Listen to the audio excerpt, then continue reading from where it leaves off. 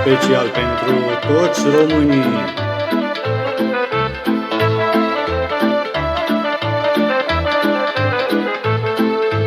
Din vremuri trecute suntem un neam de frunte, stăpâni pe-a noastră țară, noi n-am călcat hotare.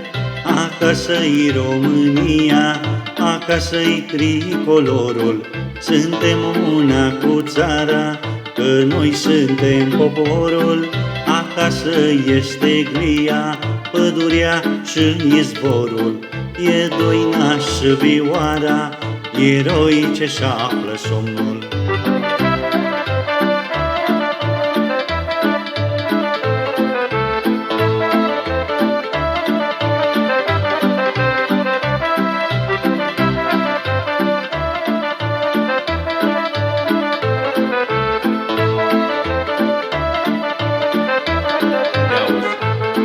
Împrăștiați prin lume amele neamuri bune, cu dor prin țări străine, muncesc pentru o pâine.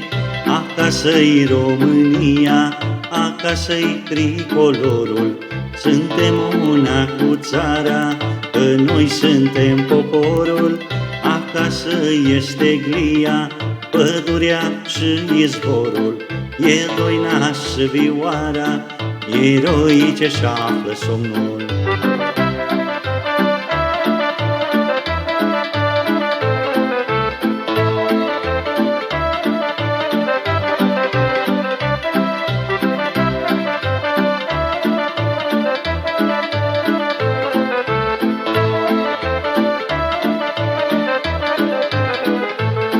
Pe ulițe nări bate, doar vântul azi mai bate, biserica bătrână din clopot nu mai sună. Acasă-i România, acasă-i tricolorul, suntem una cu țara, că noi suntem poporul. Acasă este glia, pădurea și izvorul, e doina și vioara, eroi ce-și află somnul.